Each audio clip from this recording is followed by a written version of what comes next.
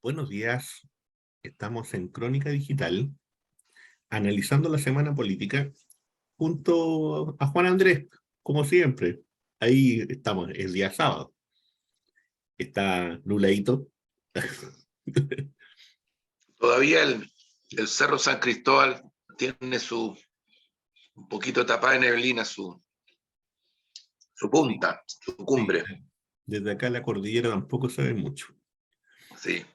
Y parece que, bueno, el tiempo está un poco, está un poco extraño a nivel nacional, a nivel internacional.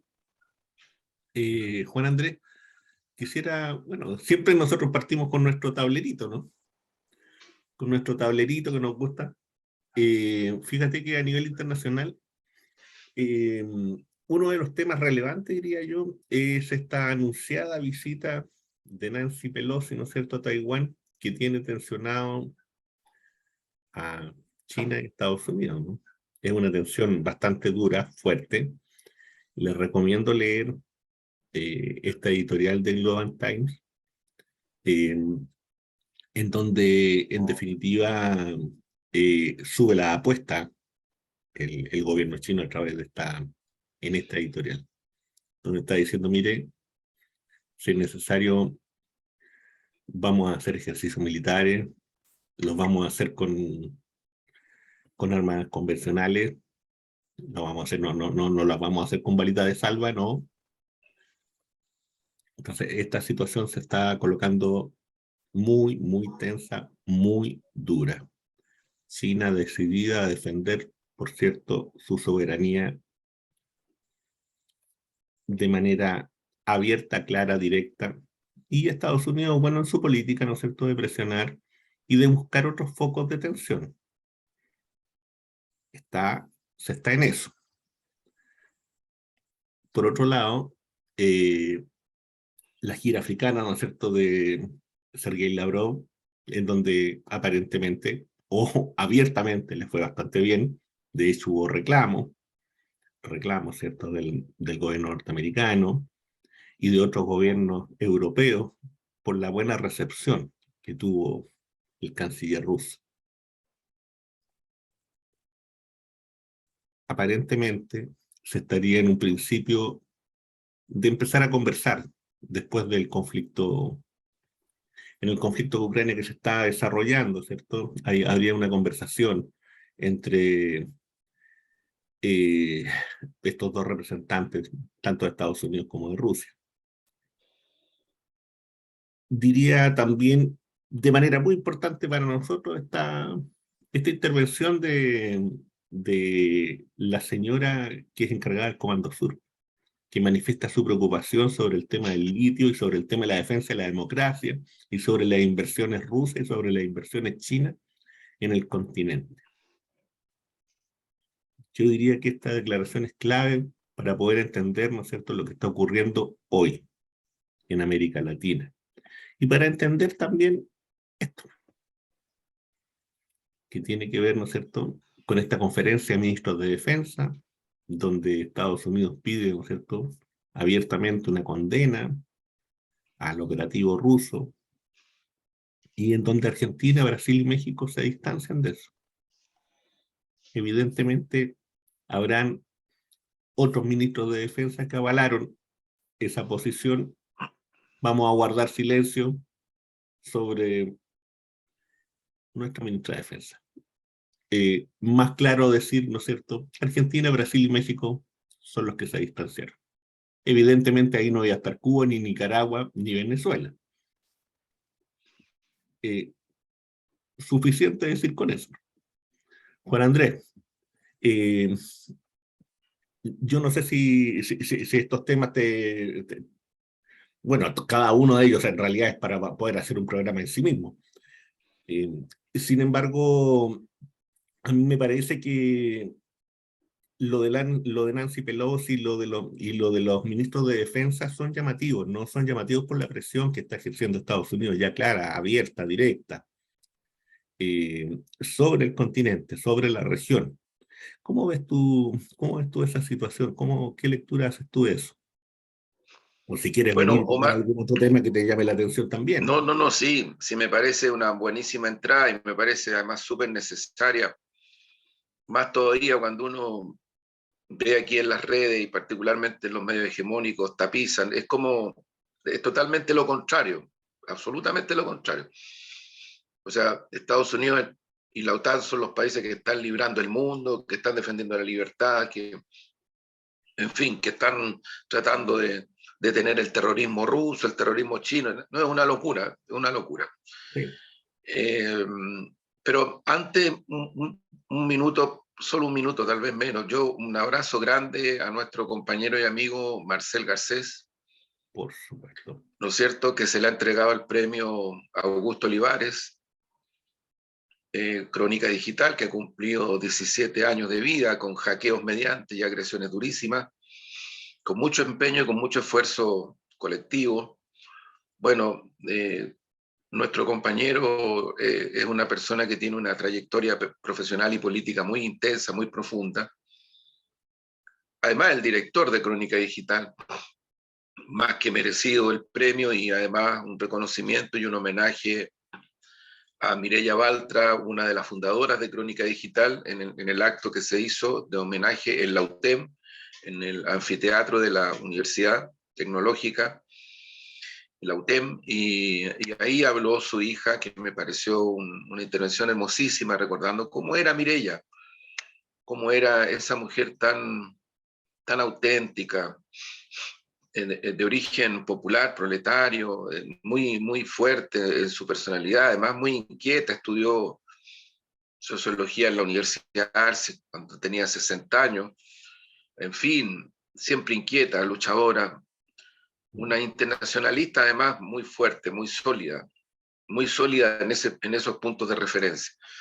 Me recuerdo perfectamente su comportamiento y su actitud para la caída de los socialismos reales, cuando por razones bastante más duras que las de hoy, mucha gente, porque fue mucha, abandonaron las posiciones revolucionarias, le declararon la guerra al totalitarismo, a la ex Unión Soviética, a la RDA, en fin, a Cuba, barrieron. Algunos decían que se les habían caído las catedrales, ¿no? O sea, en el fondo asumían que sus compromisos revolucionarios los tomaron desde un concepto medio,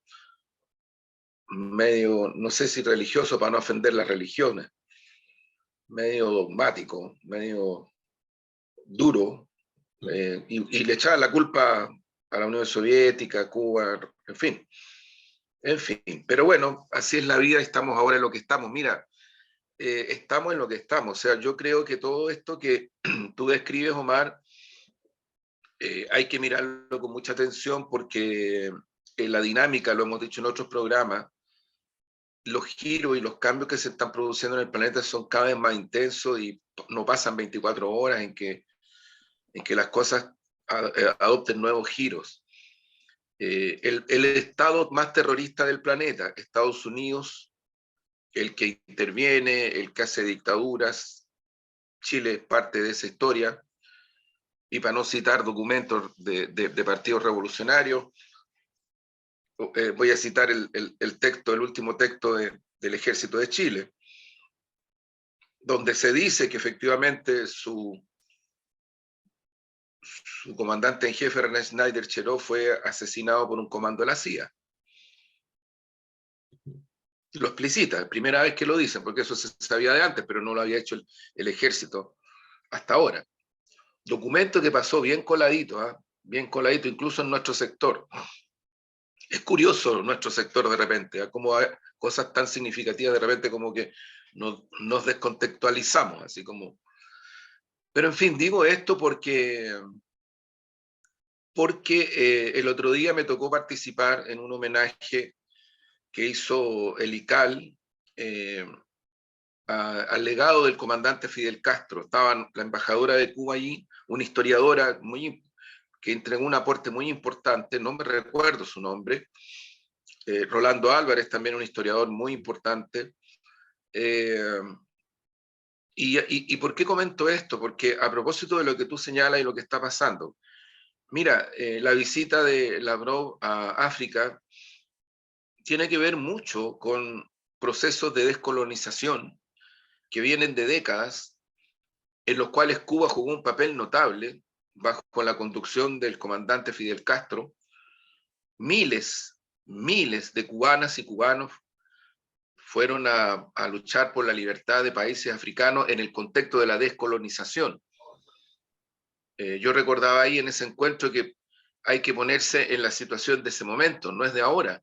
Ahora tal vez por otras razones sería todavía más complejo, pero en ese momento trasladar a un contingente cubano a África era una cosa muy dura y difícil, y se hizo. Y se hizo. Y se ayudó mucho, así como lo hizo en su momento el comandante Ernesto Che Guevara también en el Congo, en la lucha contra el colonialismo belga y eurocentrista, brutal, de criminalidad brutal. Eso en Chile, la élite y los grandes medios hegemónicos y las historias oficiales prácticamente lo pasan por arriba. Se desconoce como que no existiera. Es como Hollywood llevado al 3% más, porque Hollywood ha hecho una construcción de lo que fue la Segunda Guerra Mundial y lo que es la descolonización, como si Gringolandia fuera como el mundo ideal a partir del cual todo el planeta y todos los pueblos se tienen que ir subordinando, ¿no es cierto? En fin. Pero digo esto porque ese viaje, lo que tú mencionas, del canciller ruso, del actual canciller ruso, que no es la Unión Soviética, porque también hay gente que para oblicuar su posición respecto de lo que está pasando en el mundo, no, es una guerra intercapitalista, no tenemos nada. Si todos sabemos que el Rusia actual no es socialista ni nada de eso que se le parezca. Si lo que hay es una confrontación durísima, que el propio, también lo decía yo el otro día, lo recordaba, cuando sorpresivamente el comandante Fidel Castro en La Habana, hace varios años atrás, habla de la importancia de los BRICS, cuando los BRICS se estaban recién formando. ¿Y qué dice Fidel de la importancia de los BRICS? Fidel dice, los BRICS son las potencias, los países que en el contexto de la correlación mundial hacia el futuro van a disputar esa hegemonía con el imperialismo norteamericano, y se puede generar una situación distinta desde el punto de vista del multilateralismo, del derecho internacional, del reconocimiento de las asimetrías, en fin. Fidel no hablaba del paraíso terrenal, y por eso es que la gente está que se les cayeron las catedrales, claro, porque fueron dogmáticos siempre, pues. Entonces no le echen la culpa a la Unión Soviética, ni al marxismo, ni al leninismo, ni a Recabarren, ni a Gramsci. Asuman que fueron dogmáticos. Y en Chile, transversalmente, mucha gente, yo conocí mucha gente muy dogmática, que militaba en el Partido Socialista, en el MAPU, en el PC, en el MIR, en fin, y que después se dieron la voltereta completa. Entonces, como se dieron la voltereta completa, como decía Eugenio Liramasi, un gran periodista chileno, Sí. canuteaban, pues. Entonces, vi a Dios. Antes no, antes yo era una persona pervertida, que andaba por el mundo dando botes, pero ahora vi a Dios. Y entonces ahora todo lo que veía antes era malo. Entonces digo esto porque el viaje es un hito en un continente en tiempo histórico cuya descolonización es breve, hace muy poco tiempo que se está produciendo esto. Y África, partiendo por Sudáfrica, el Cuerno de África, partiendo por todas, han ido configurando lo que Mohamed Gaddafi en su momento, otro, entre comillas, terrorista, del cual a algunos en este país como que les da no sé qué cosa recordarlo, porque les complica la vida, ¿no? Les complica, se sienten como víctimas, no víctimas, como acusados de. Cuando Gaddafi dice en un encuentro en Libia, donde tuve el honor de acompañar a Gladys Marín, estaba Lula, en ese encuentro estaba Chávez, estaba Evo Morales, ninguno era presidente todavía, había líderes irlandeses y muchos líderes africanos, muchos. Entonces, Gaddafi dice, bueno, ellos, los representantes de los países africanos que estaban ahí, te quiero decir además, acostados en el suelo, como es su tradición. No estaban sentados como nosotros, estaban todos acostados en el suelo. Era hermosísima la figura, muy bonita. Y además en ronda, ¿no? también es parte de su tradición. Gaddafi dice, bueno, lo que está ocurriendo aquí es que el imperialismo norteamericano ha tenido que reconocer, conocer la existencia de países independientes a los cuales la lucha por la descolonización les ha sido muy cara y muy dura. Y ahí menciona a un capitán de un ejército africano que había estado en la lucha en su país con el Che, que estaba ahí presente. Y ahí Gaddafi le rinde homenaje a la Revolución Cubana, y el representante sudafricano también dice lo importante que fue la presencia cubana para lo que significó la derrota del apartheid en Sudáfrica. Entonces, esto que estamos viviendo ahora, esto que Estados Unidos le complica tanto, ¿no? Que le complica tanto, es porque en definitiva la maduración de un proceso de descolonización está llegando a un punto a partir del cual los países de África que han formado una comunidad de naciones en el Cuerno de África y en otras zonas, se levantan como un bloque y buscan un entendimiento con la potencia con la cual pueden entenderse desde la asimetría, que es un concepto clave en el momento actual. Que en nuestro continente, tanto Raúl Castro como Chávez, como Kirchner, Michelle Bachelet en su momento también, Evo Morales, en fin, Lula da Silva, instalaron como un concepto para avanzar en la construcción de un espacio común, la CELAC, desde la base del reconocimiento de la asimetría. Eso es clave para entender lo que está pasando hoy día entre los países africanos y Rusia. ¿Por qué? Porque la diferencia no menor con el imperialismo norteamericano, con la OTAN y el eurocentrismo, es que esos van por los recursos naturales de África, energéticos y humanos. Ojo, vean las selecciones de fútbol de los países europeos. Eso digo yo nomás. ¿De dónde salen esas niñas y niños que después se transforman en jugadores y jugadores de fútbol? Y que son de las selecciones. ¿De dónde vienen?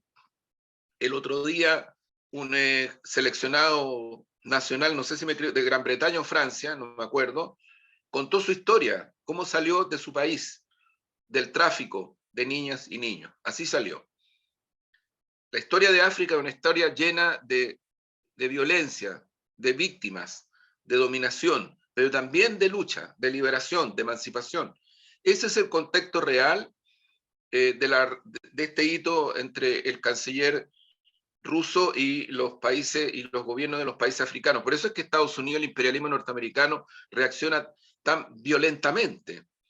Fíjate que en términos simultáneos, tú pusiste otro punto crucial, Omar. El imperialismo norteamericano no se va a quedar de brazos cruzados respecto del litio en nuestra región. Hace un tiempo atrás, estamos hablando de años atrás, un medio de investigación ruso hizo un gran reportaje y puso en la palestra un hecho tremendo. Entre Argentina, Bolivia y Chile controlan más del 90% del litio a nivel de donde se encuentra, físicamente. Entonces, claro, el reportaje tal vez un poco ingenuamente, no sabiendo el carácter neoliberal salvaje que todavía tenemos en Chile, a diferencia de Bolivia que ha cambiado y gradualmente también Argentina, decía, si estos tres países, independientemente de sus gobiernos, se ponen de acuerdo, van a controlar la producción, el precio, el mercado del litio mundial.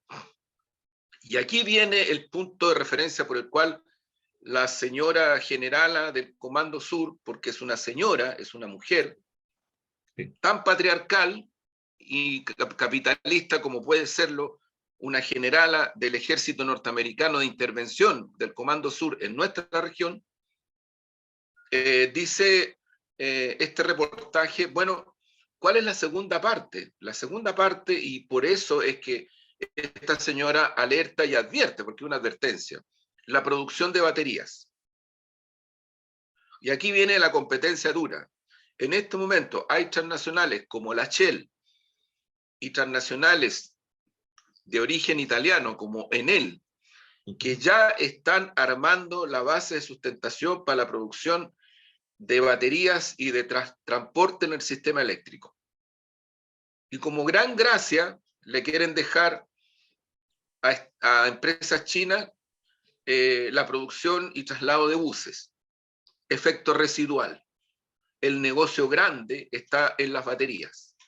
Y nosotros, como país, vamos a dejarnos de brazos cruzados, que una vez más, en un ciclo histórico tan grave como el que estamos viviendo, con escasez de agua, escasez de energía, con todo lo que está pasando, vamos a dejar una vez más, como en el salitre y en buena parte el cobre, los imperialistas, nos dejen el efecto residual de lo que significa el litio. Yo creo que esta es una cuestión de fondo, porque lamentablemente en el proyecto de nueva constitución, lamentablemente, no se pudo incorporar esto, porque hay un apoyo transversal incluso de constituyentes del Frente Amplio. Esto quedó pendiente y nosotros, digo nosotros, vamos a empujar cuando se apruebe el actual proyecto para que el pueblo soberanamente se pronuncie para que se incorpore este punto de referencia y otros más a la nueva constitución. Y eso está dado y está abierto porque la nueva constitución lo permite, tiene los protocolos para eso. Entonces, claro, es con lo que está pasando también con los trenes. Omar, voy a dar alguna información un tanto noticiosa. El neocolonialismo francés está haciendo mucha presión en Chile en este momento. ¿Para qué? Para controlar la producción y la elaboración y la concesión de trenes rápidos. No es solo el tren Santiago-Valparaíso, Valparaíso-Santiago, sino que los trenes rápidos que se están planificando, porque esto ya no da para más. Si aquí lo único que detiene el que volvamos a los trenes rápidos, en fin, y todo aquello, es que los negociantes del transporte privados, grandotes, tanto aéreo como terrestre, se oponen y se resisten porque son sus negocios. Eso no tiene nada que ver con el interés del Estado Nacional, nada, menos con la ciudadanía, nada, no tiene nada que ver. Y el neocolonialismo francés está presionando para que sean transnacionales francesas que tomen este control de esta área del transporte en nuestro país. Entonces, estamos viviendo una situación bien intensa. Lo que está haciendo Pelosi es una provocación de marca mayor. Hay gente dentro del Departamento de Estado norteamericano y vinculado a las Fuerzas Armadas, al alto mando norteamericano, que yo creo que tienen algún concepto de lo que es la guerra, algún concepto, y como la situación que están viviendo de la guerra que están enfrentando en territorio ucraniano con Rusia, porque la guerra es entre Rusia y la OTAN y Estados Unidos, no es con Ucrania el tema es el territorio ahí, pero ahí ya hay demasiada evidencia de que tanto alemanes, italianos, franceses, belgas, norteamericanos están metidos con todo en Ucrania, con tanques, con obuses, con todo, mercenarios, en fin. Esa es lo que decía el Papa el otro día en varias entrevistas. Entonces, ¿qué es lo que quiero decir con esto? Que nosotros no somos una excepción. Lo que pasa es que si uno mira CNN en Chile, o la CNN en castellano o en español, que le llaman, o si mira alguno de los canales transnacionales o privados hegemónicos en nuestro país, esto no lo hablan así. Aquí de lo que te hablan es de la agresión china en Taiwán, no de la agresión norteamericana a China en Taiwán. Y tampoco hablan de lo que significa la presión que está haciendo el ejército norteamericano a través del rostro y la voz de una mujer, una generala norteamericana del Comando Sur, respecto de la soberanía de nuestro país, en relación al litio, en relación, yo agrego, sumo, en relación al transporte, los trenes. Se están jugando cosas muy de fondo y por lo tanto hay que mirar con mucha atención lo que está cursando. Yo creo que la decisión de México, de Argentina, tú me dijiste un tercer país de los que Brasil. participaron. Brasil. Brasil, de distanciarse, es lo mismo que hizo el Mercosur, los países del Mercosur el otro día, que no le permitieron a Zelensky venir a meterse para acá. porque Zelensky es la más criminal cabeza de playa del imperialismo norteamericano y eurocentrista. Eso es en este momento, no es el abanderado de la libertad. No lo es. No lo es. Y día que pasa, hay más evidencias de que eso es así.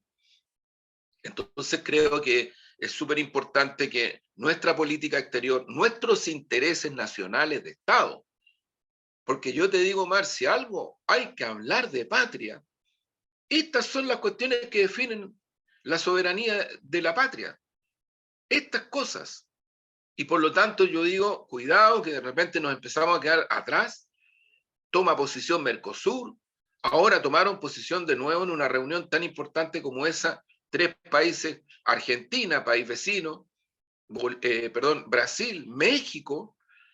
México hace rato ya que está tensionándose porque lo mismo, las transnacionales están tratando de seguir controlando la fuente energética y las grandes industrias mexicanas de energía.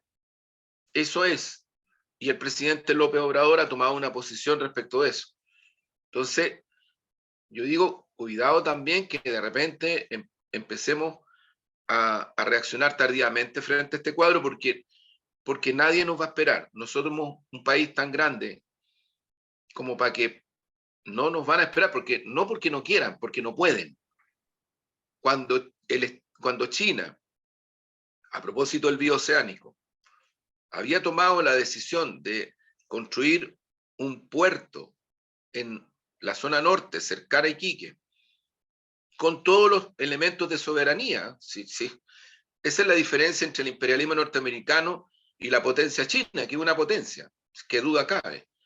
La diferencia es que la potencia china actúa sobre la base del derecho internacional y en parte sobre la base de las asimetrías. Digo en parte porque también corresponde a los estados nacionales poner las condiciones que le permitan tener una relación de respeto en el contexto de la asimetría con China o con Rusia o con quien sea.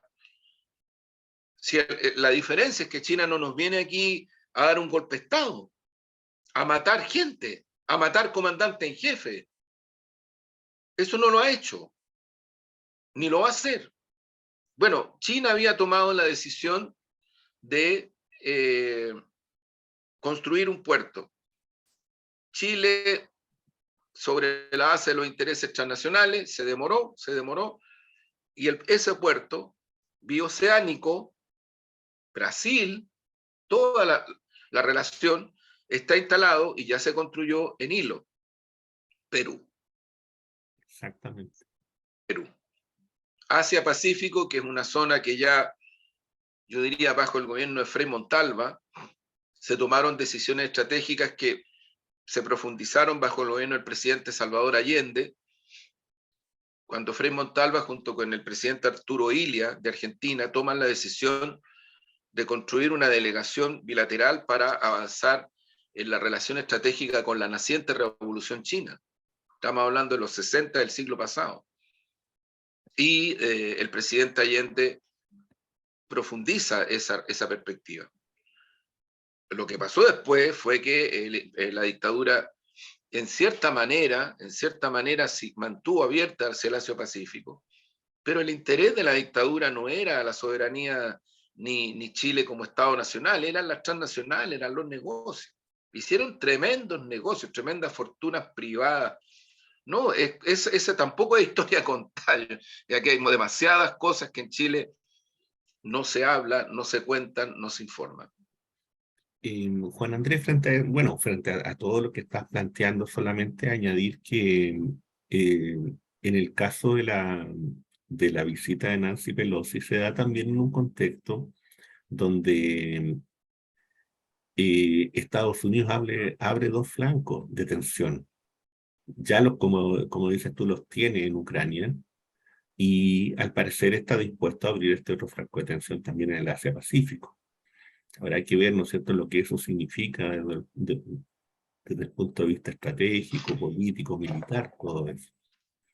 Habrá que ver qué es lo que quiere Estados Unidos, si quiere empujar en eso a Japón, si quiere empujar en eso a otros países, principalmente al AUKUS, ¿no? En un intento de frenar, en definitiva, ¿no es cierto?, lo que se llama la ruta o las rutas de la seda. Porque lo que hay detrás de eso es esa mirada, ¿no? De intentar frenar, ¿no es cierto?, el desarrollo de China. Eso es lo que hay detrás de esto. Y por otro lado, está en ese mismo sentido la presión, ¿no es cierto?, que está ejerciendo el Comando Sur hacia América Latina.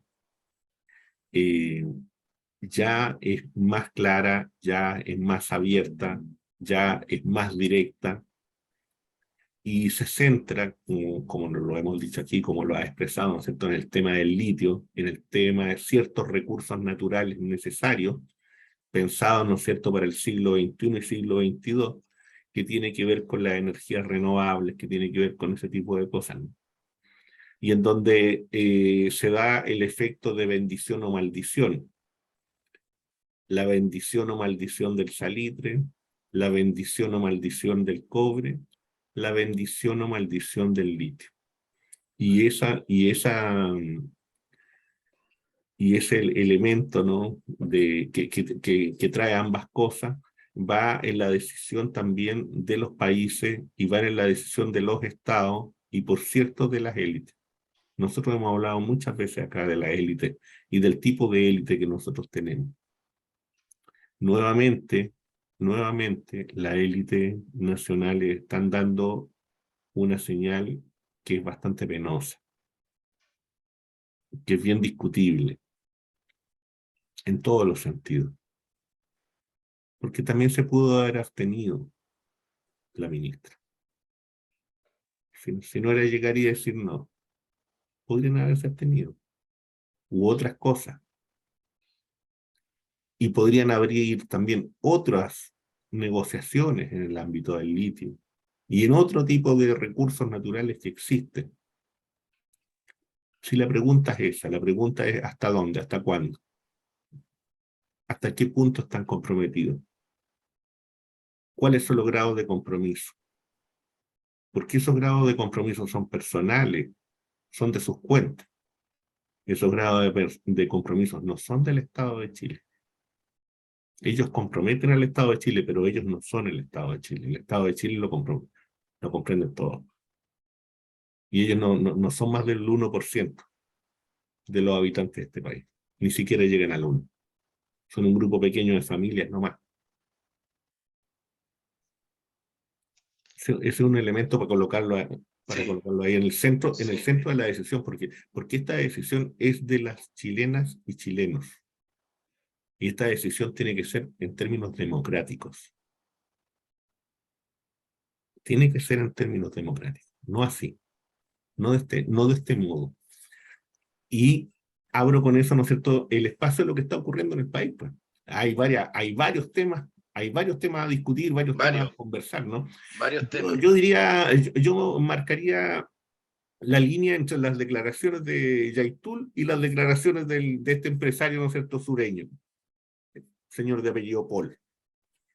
Digo que van en la misma línea porque ambas presionan al gobierno, ya sea Yaitul desde el punto de vista, ¿no es cierto?, de venir y establecer al Estado como un espacio, ¿no es cierto?, de discusión, y no solamente de discusión, sino que de rebelión abierta y claramente, y por otro lado, este empresario, ¿no es cierto?, de ultraderecha, que habla a diestra y siniestra, ¿no es cierto?, de que hay que fusilar, de que hay que llevar al paredón, de que 2.000 eran poco, pueden ser 5.000 y 10.000, y en definitiva apuntan a un elemento que está ahí en juego y que tiene que ver con la libertad de expresión, que tiene que ver de hasta qué punto un gobierno, un Estado, puede venir, ¿no es cierto?, y aceptar cierto tipo, ¿no es cierto?, de declaraciones, y no solamente de declaraciones, sino que de posibles acciones a partir de eso.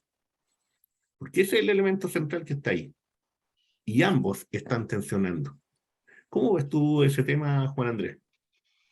Bueno, mira, yo creo que hay un elemento que esta semana hay que tomarlo en cuenta como de primera importancia, y es que yo creo que lo que está ocurriendo es que esas miles y miles de personas anónimas que se están volcando en los territorios, en todo el país y fuera del país, por el apruebo, eso se está notando.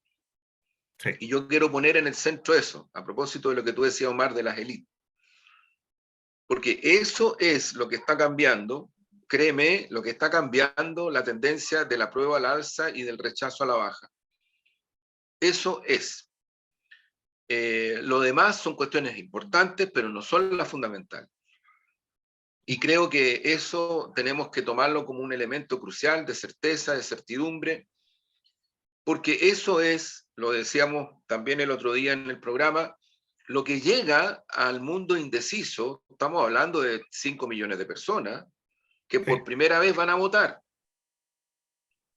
y que se ubican principalmente en el campo popular y que son personas y familias que la están pasando re mal del punto de vista económico y social, re mal, no la están pasando bien.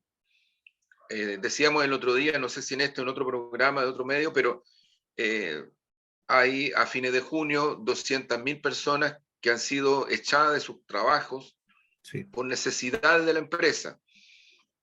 Y cuando en Chile tú echas a una persona por necesidades de la empresa, no le pagas un peso. Eso es por ley. Entonces, yo digo, hay mucha gente que la está pasando muy re mal.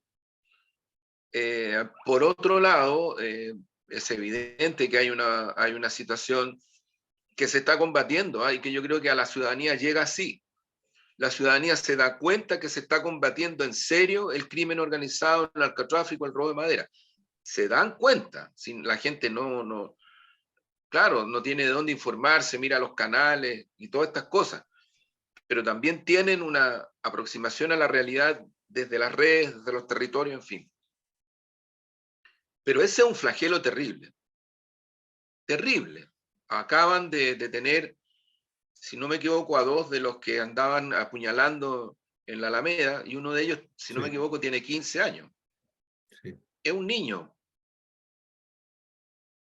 El otro día también decíamos en este programa, hay un flagelo que cruza a toda la sociedad chilena hace muchos años y que ninguno de los gobiernos anteriores había enfrentado como a lo menos este lo está tratando de enfrentar, que es los adolescentes y las adolescentes, las y los que de familias pobres se involucran en el narcotráfico, pasan a ser soldadas o soldados y tienen ingresos aproximados a 2 millones de pesos y pasan a ser, por lo tanto, los proveedores de sus familias pobres. De eso estamos hablando. Y estamos hablando de una migración muy acotada que proviene de Colombia y de Venezuela, de ejércitos paramilitares que operaron en Colombia, operaron en Venezuela, están totalmente armados con respecto a lo que significa el narcotráfico y que están operando en todo el territorio chileno, incluido el robo de madera en la 8ª y en la 9ª región. Entonces, yo creo, Omar, que el cuadro que se configura en Chile a partir de la realidad de los 90 en adelante es muy agudo, y yo creo, por eso vuelvo a esto, que lo que está generando una sinergia muy positiva es esa actividad de las anónimas y los anónimos que yo abrazo y saludo, que son la gente que nos va a permitir ganar el plebiscito, que están yendo a las calles, están yendo a la salida de los metros súper temprano, alcaldes y alcaldesas que están haciendo lo mismo, como Daniel Jadwe y como otros, como la alcaldesa Pizarro, como alcaldesas y alcaldes en la zona sur del país, como Carla Altman, en la zona norte, que no aparecen tanto en la tele, pero que están trabajando fuerte y duro en sus territorios, como las organizaciones sindicales. Rescato la CUT, la Central Unitaria de Trabajadores. Ayer en el centro me crucé con unos piquetes de la central, iban para allá, para el centro. Es decir, se está moviendo el campo llano, el Chile profundo, el Chile popular, como se quiera, pero es el que se está moviendo, las Y, artistas, los artistas. Juan Andrés, ¿y será por eso Sí. entonces que se busca amordazar que se Es- busca, en definitiva, colocar una mordaza, ¿cierto? Ya yo, sea a los dirigentes políticos, al propio gobierno. yo eh, creo que sí, yo creo que sí. Yo creo que el presidente Boris y yo creo que el gobierno hacen muy bien en lo que están haciendo. Y no lo van a dejar de hacer. Y yo creo que está muy bien porque es lo más democrático que se puede hacer. Lo que hace el presidente Boris, lo que hace la ministra Sichel, ¿no? Respecto de enfrentar las situaciones, van a los territorios, van a las comunas. Está muy bien lo que hagan. Digo Sichel porque ella es jefe de gabinete, ¿no? Y en el caso del presidente, que decir, el presidente está yendo a los territorios, está yendo a las comunas, está informando. Mira, lo más antidemocrático que se puede hacer en un país, entre comillas, democrático, es lo que hace, con todo respeto, Contraloría y el CERVEL. ¿Por qué? Porque estamos hablando del ejercicio democrático de informar o de expresar una opinión. Ahora, en el Chile real, no en el Chile ficticio ni imaginario, en el Chile real, donde el señor Lucy, el señor Heller, la familia, con todo respeto, Solari, Falabella, la CNN, transnacional, controlan absolutamente el espacio mediático, no solamente los canales, también las radios, y la mayoría están con toda fuerza dando información para que la gente termine votando rechazo o no vote. Eso es la línea de mensaje que tienen. ¿Y por qué la Contraloría no le llama la atención al señor Lucy? ¿Y por qué la Contraloría y el CERVEL no le llaman la atención a la señora Pérez, a la colega Pérez del Canal 13? ¿Por qué? Ah, no, porque el mundo privado. Ah, no, perdónenme. O sea, aquí en este país el mundo privado puede hacer lo que se le plante. El señor Poole, que es empresario, puede decir lo que dice porque es empresario y no hay problema. Y no hay problema. Y la gente que trabaja en esos grandes canales hegemónicos son súper agresivas y agresivos, súper agresivos y agresivos. Expresan claramente que están por el rechazo. Y de ahí, no, es que son privados. O sea, la cancha está bien desequilibrada, Omar. Está muy desequilibrada. Entonces, que Contraloría ande la siga. Mira, hay mucha gente que ha sido multada en todo el territorio nacional. Le han llegado multas. Yo sí, conozco gente que me ha llamado y me dicen, compañero, del sur y del norte, compañero, me dicen, prefiero que me metan presa o preso a tener que pagar multa porque no tengo plata. Entonces, ese tipo de castigo, porque alguien puso un volante, porque alguien puso una cuestioncita en un hospital. Ah, no, es que Lucy no puso en su casa el rechazo. Che, pero lo que está haciendo con su canal, ¿qué es lo que? Y lo que está haciendo el Mega, y sí. ¿para qué estamos con cosas? Yo con todo respeto, ¿eh? Pero tampoco se salva TVN. Entonces, la cancha está muy desigual y yo siento de que aquí, tanto Contraloría como el CERVEL están haciendo un abuso de su poder para neutralizar la poquita información y propaganda que puede hacer la gente de la prueba.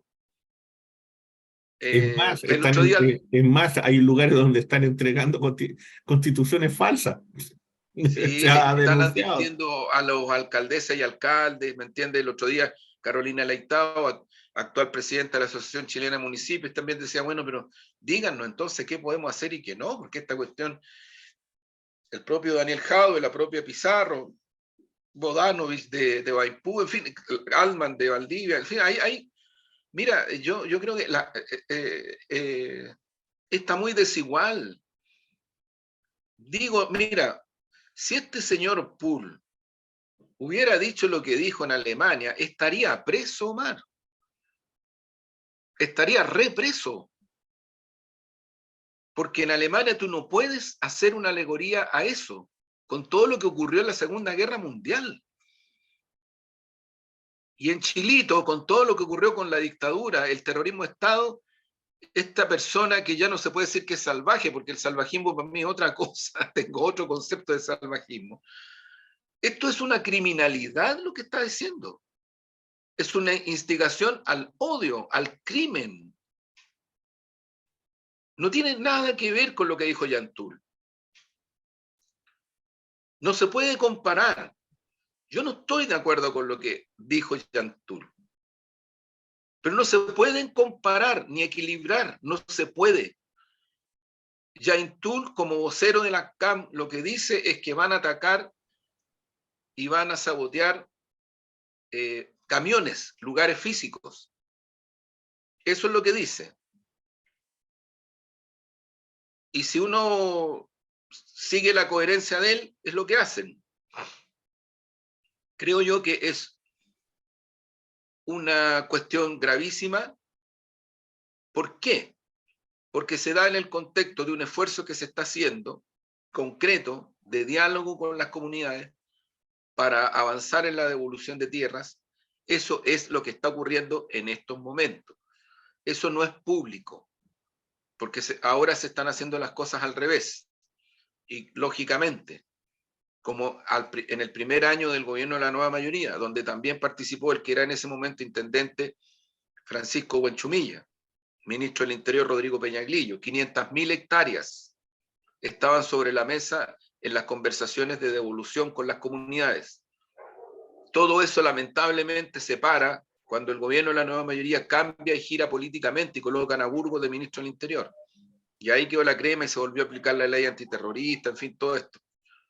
Pero hasta ese momento lo que había era eso. Hoy día se retomó ese camino. Ese camino está en curso. No está detenido. Bienvenido el compañero Héctor Yaitul a ese esfuerzo. Lo necesitamos. Y que no cambie de opinión crítica. Nadie le pediría eso. Pero podría aportar en esta dirección. Podría, porque él puede hacerlo.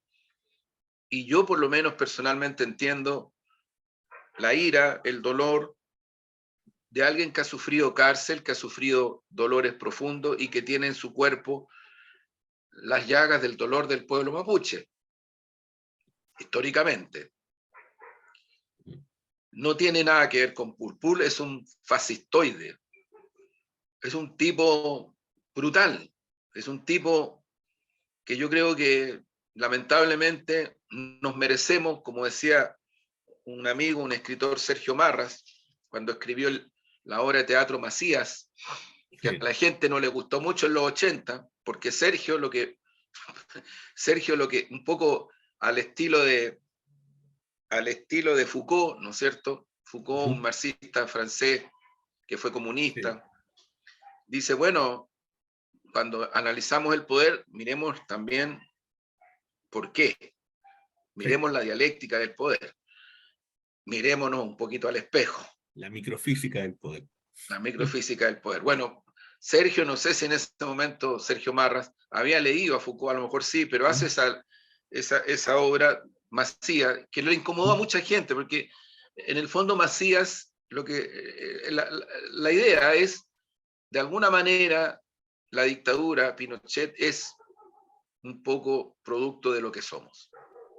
Tampoco podemos sustraernos de aquello. Y lo analizaba profundamente, profundamente.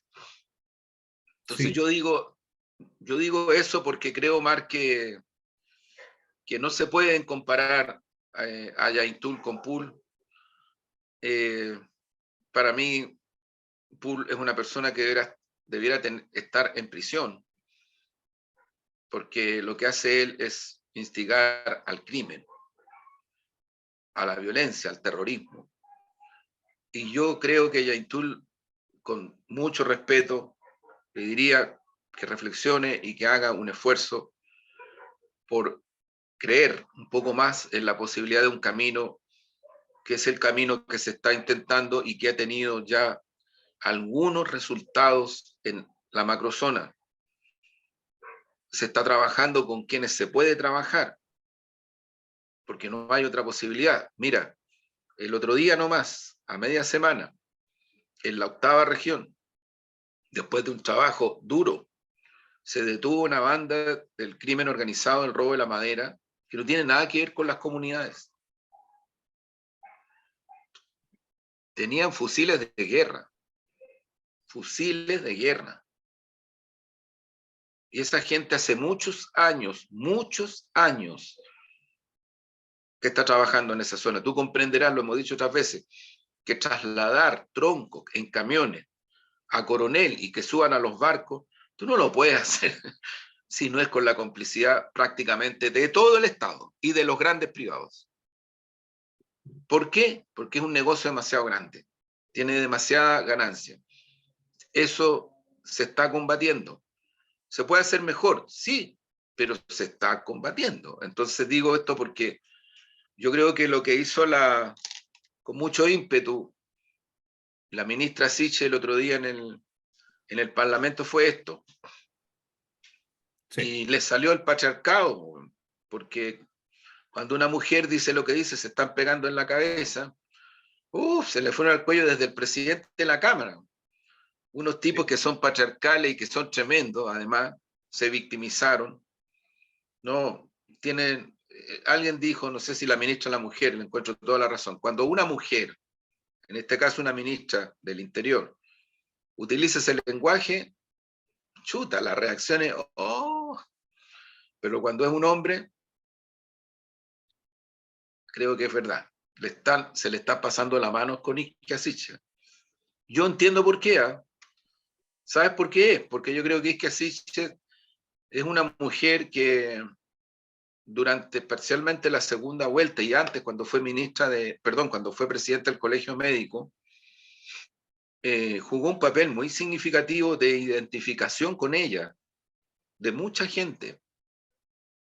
Y eso es lo que están tratando de destruir, porque saben lo que destruyen.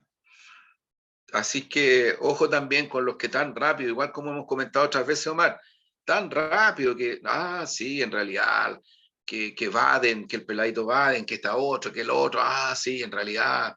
Entonces empezamos a la defensiva. Si es verdad que se han cometido errores, si son seres humanos, como decía Zurita, tan sabio Zurita, ético y estético, tan sabio. Ahí se expresa lo bueno, lo malo, lo maravilloso de los pueblos de nuestro país en la constituyente. Así somos.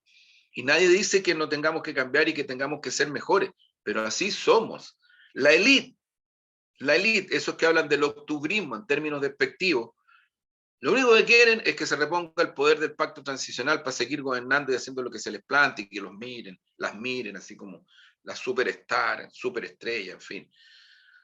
Ojalá que sigamos adelante, Omar. Yo tengo harta esperanza porque creo que en esta semana se reactiva un pueblo llano, los pueblos llanos, los anonimatos que han logrado epopeyas grandes en Chile estos últimos años.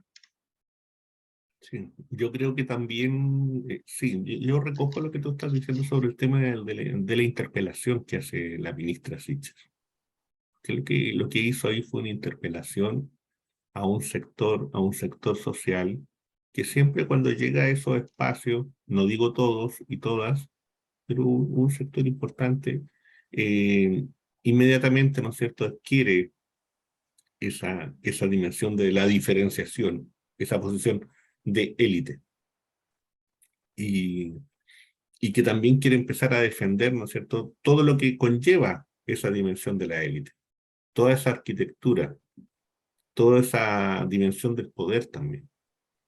Yo creo que ahí hay un elemento que hay que reflexionarlo profundamente.